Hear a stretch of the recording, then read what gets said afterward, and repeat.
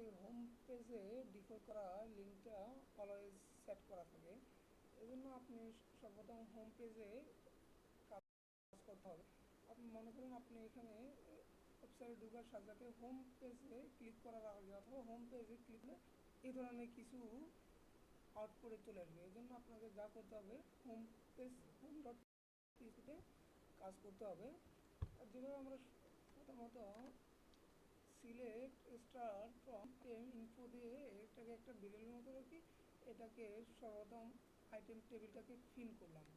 এখন আইটেম টেবিলের এখানে প্যাচ করে, প্যাচ সম্পর্কে আমরা আগে জেনে এসেছি, এটাকে প্যাচ আইটেম 1কে পিন করে দেবো।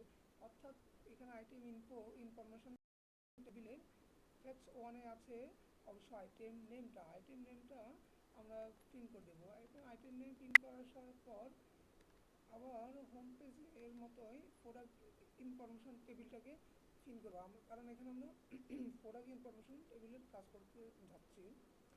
এই জন্য আপনি প্রোডাক্ট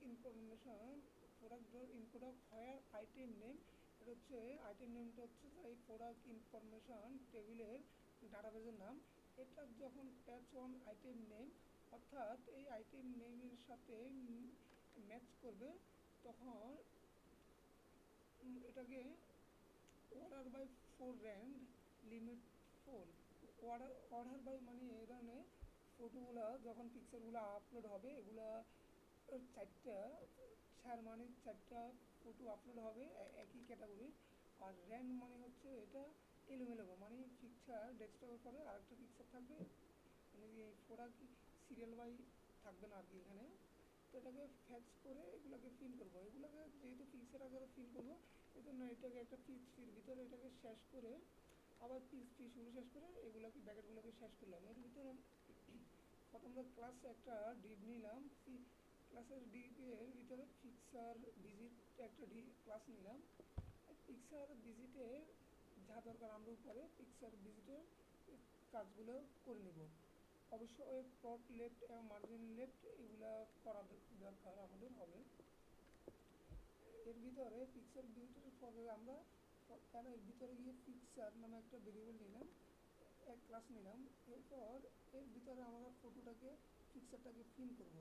এই জন্য ইমেজ এসসিএস এখানে ব্রাউজার আমরা প্রোডাক্ট হোম ডট পিএইচপি থেকে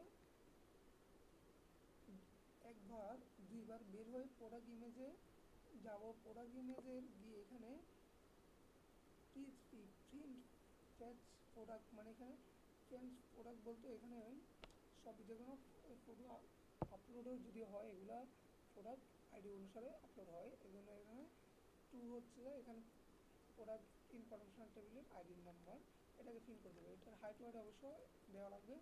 এরপর নিচে একটা ভিজিট নাও ধরে একটা ভেরিয়েবল দিলাম, এটা আপাতত এখানে হ্যাশ দিয়ে এখানে কাজ শেষ করলাম। থ্যাংক ইউ, ধন্যবাদ আজ এই পর্যন্ত।